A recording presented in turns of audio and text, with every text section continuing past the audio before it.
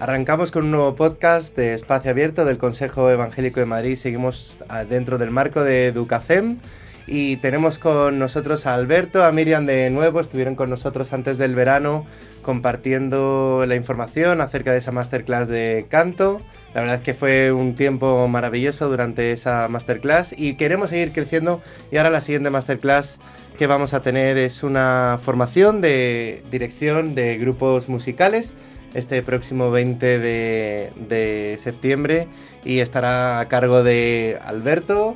Así que la primera pregunta que lanzo es: ¿qué es una dirección musical? Hola, muy buenas. Una dirección musical consiste en pensar globalmente cómo quieres que suene la música del entorno que sea de la iglesia, de un concierto, de una canción, de musical, de la línea de, yo qué sé, el hilo musical de un restaurante, todo esto. ¿Y por qué es importante que nuestras iglesias tengan esa línea?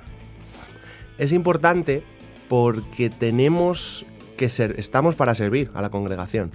Si estamos para servir, tú no sirves igual un restaurante cuando es un bar de barrio que cuando es un sitio un poco más exclusivo, que cuando es una barbacoa, no lo haces igual.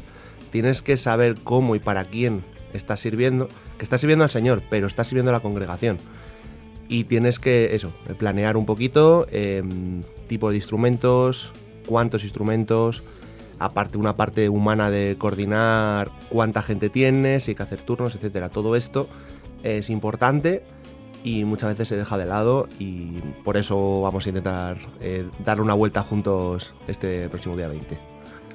Y también yo creo que una de las cosas que suele pasar a veces en el ámbito cristiano, ¿no?, es que cuando estamos en la alabanza cantamos, pero se nos olvida escuchar a la persona que tenemos al lado o ir en esa sintonía musical. Hablábamos en el anterior podcast, cuando estábamos hablando de la masterclass de canto, hablábamos de la importancia de escoger bien las canciones, los himnos o lo que se vaya a cantar, de saber bien enlazar nuestros instrumentos. Estábamos poniendo el ejemplo de había personas que habían estudiado cello o algún instrumento en el conservatorio y cómo podemos enlazarlo dentro de nuestras iglesias.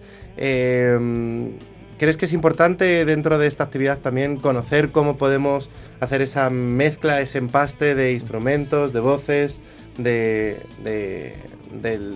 los recursos que dispone la iglesia? Sí, es importante. Al final estamos acostumbrados tenemos una hoja con acordes, los tocamos y ya está. Y como mucho hay un bajo y una batería que hacen algo ligeramente diferente. Pero si yo tengo 4 instrumentos que digamos suenan en unas notas parecidas, una frecuencia parecida, si hacen lo mismo, lo único que voy a hacer es crear bulla. Entonces, tenemos que pensar en cómo queremos organizar esto. Tenemos que pensar, si tengo 5 voces, no cantemos todas lo mismo. Si tengo 3 guitarras, no toquemos las 3 lo mismo.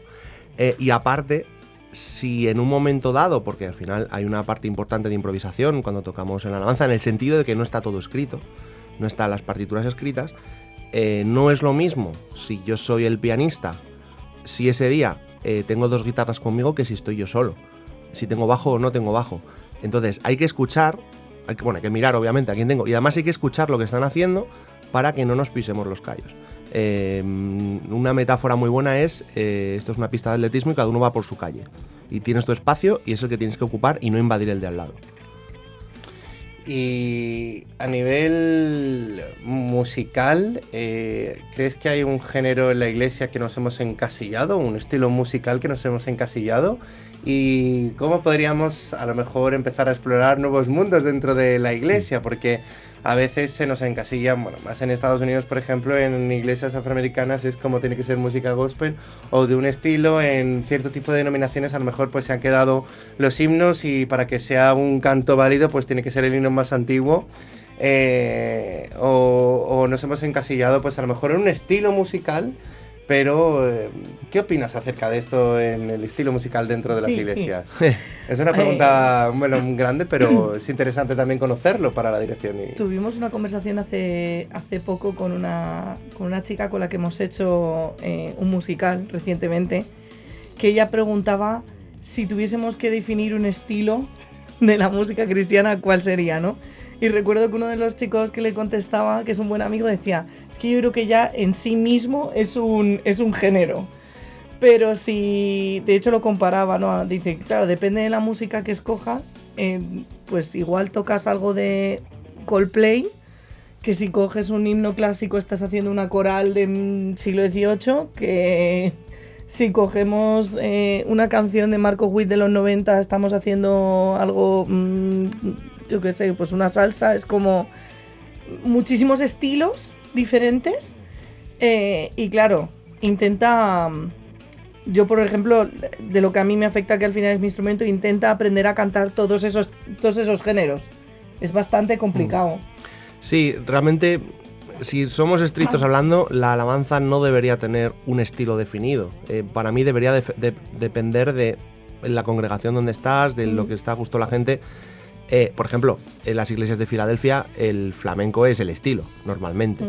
Pero realmente no deberíamos encasillarnos. Me cuesta mucho aceptar la idea de lo que se ha venido a llamar el género worship, que de alguna forma existe, ¿no? Ese típico sonido de Hillsong con guitarra con mucho delay.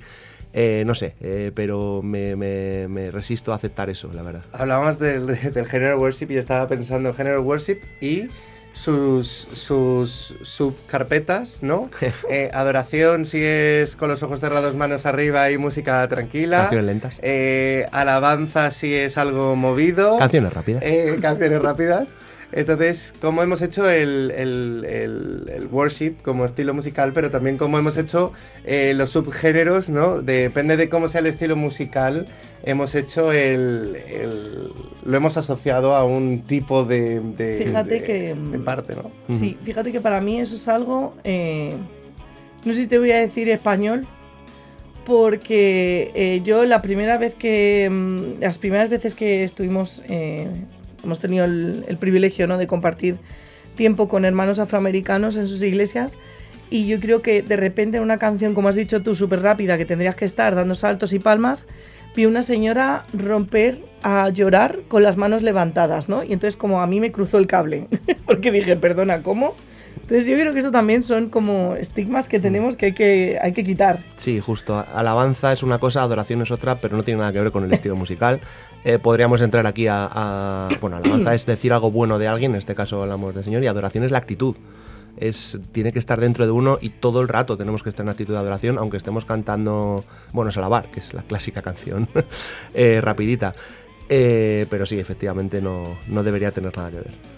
No, y además la alabanza y la adoración tienen que ser un estilo de vida, no una acción momentánea cuando estoy sirviendo a la iglesia en la parte de cantar, ¿no? Sino desde que me levanto hasta que me acuesto tengo que alabar al Señor. Y cuando la Biblia nos habla, ¿no?, de todo lo que respire, mientras respires alaba, ¿no? En esa parte. Y le pedimos a Miriam antes del verano que se presentase, que nos contase quién era Miriam y quién es Alberto y por qué Alberto va a ser el profesor de dirección musical. Bueno, Alberto empezó tocando en la iglesia, como tantos y tantos que espero que nos veamos próximamente. Yo un día llegué allí y vi... Bueno, yo de pequeñito me ponía la de mi padre, que tocaba la guitarra, y yo con mi guitarra de plástico ahí a tope. Y luego un día, pues, algún hermano compró una batería de verdad. Yo vi aquí y dije, ostras, yo quiero tocar eso. Y desde ahí, pues tenía 10 años, yo creo, poco a poco, pues aprendiendo, poniéndote un día, vas aprendiendo. Empecé a estudiar piano también en el colegio. También me acabé convirtiendo un poco en el clásico músico de iglesia, que toca varios instrumentos, ¿no? Toco batería, toco piano, pero sobre todo mi instrumento es el bajo. Hombre, orquesta. Sí, curiosamente el bajo es el último con el que empecé, pero es el que se me dio mejor y el que más me gustó también. Desde el año 2005 formo parte del Coro Gospel de Madrid como bajista.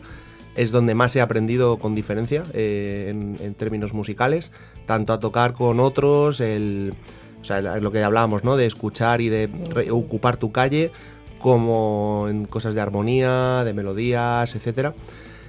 Ahí te llevo desde 2005, primero compartiendo con otro bajista, luego me quedé yo solo porque, bueno, él lo dejó. Y luego desde el año 2017 he formado parte de orquestas musicales, tanto amateurs como profesionales, Primero como bajista, bajista incluso contrabajista llegué a ser, y en un momento dado, bueno, pues aquello me gustó muchísimo y tomé la decisión de lanzarme a dirigir. En un momento, el primero que hicimos, dirigí la orquesta, era una orquesta de 12 o 13 músicos, no recuerdo ahora mismo, y luego desde entonces, estoy hablando desde el año 2022, hasta hoy hemos dirigido 3 musicales, donde siempre he llevado la parte musical y la parte de banda, así que bueno, este soy yo. También aparte, bueno, pues con el Coro Gospel tenemos un grupito más pequeño que de vez en cuando salen trabajillos profesionales por toda España, y justo este verano pues hemos estado en Cantabria, por ejemplo, tocando. ¿Y por qué es importante que las iglesias entiendan que es necesario tener una buena dirección en la alabanza? Porque esto a veces nos ha pasado en las iglesias, ¿no? Hay un líder de alabanza o una líder de alabanza, gestiona la alabanza. A veces los pastores nos levantamos y nos ponemos a cantar por el micrófono, o nos ponemos a dirigir. Yo me acuerdo en la iglesia donde me crié, había un hombre que cogía un vaso y nos marcaba el ritmo y era rítmico total, ¿no? Hay personas que dan una palmada, personas que dan una palmada a contrapalmada y personas que dan la palmada entre la palmada y la contrapalmada, que nunca he sabido cómo se consigue hacer eso. O sea, porque es no como... No, bueno, hay gente que lo consigue, ¿no? Es como mitad de la iglesia aplaude de una manera, mitad de la iglesia aplaude de otra, ¿no? ¿Por qué es importante que nos formemos en esto? Pues porque, para empezar, vamos a tener menos quejas de los hermanicos por el ruido y estas cosas. Si conseguimos que cada uno haga lo que debe, baja el ruido y por tanto suena mejor y por tanto baja el ruido. También lo que hemos hablado de la excelencia, queremos hacerlo lo mejor para el Rey de Reyes, igual que de alguna forma exigimos que las personas que van a formarse en el pastorado vayan a formarse, vayan a seminarios. No te estoy diciendo que el líder de alabanza tenga que pasar por un conservatorio sí o sí, pero sí que creo que sería muy importante que esa persona se siga formando. Hay muchas formas de formarse, no tienes por qué ir a un conservatorio 8 horas al día. Pero puedes venir a Educacem. Puedes venir a Educacem, por supuesto, puedes venir a Educacem, os invitamos fuertemente a que vengáis a ello, por supuesto, pero además hay formaciones continuas online, profesores particulares. Si alguien no sabe, que venga a Educacem, y yo le recomiendo gente para que se forme en lo que necesite. Sí. Pero sobre todo, quizá la exigencia para un músico de iglesia no la voy a imponer tanto, pero creo que si eres el líder de alabanza debes formarte continuamente. Pues muchísimas gracias por este tiempo, haber compartido este podcast con nosotros de Espacio Abierto, lugar donde el CEM da a conocer todas las herramientas que pone a disposición de las iglesias y la labor que hacemos en el día a día. Así que nos vemos en el próximo curso de formación este próximo 20 de septiembre. Muchas gracias.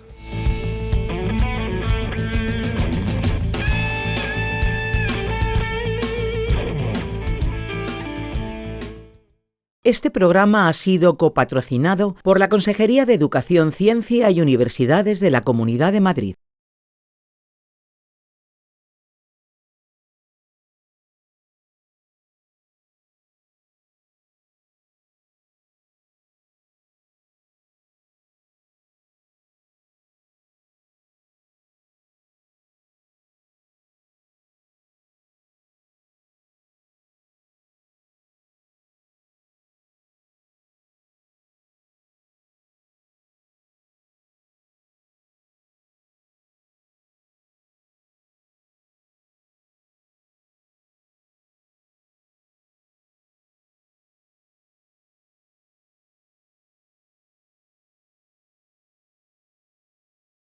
Este programa ha sido copatrocinado por la Consejería de Educación, Ciencia y Universidades de la Comunidad de Madrid.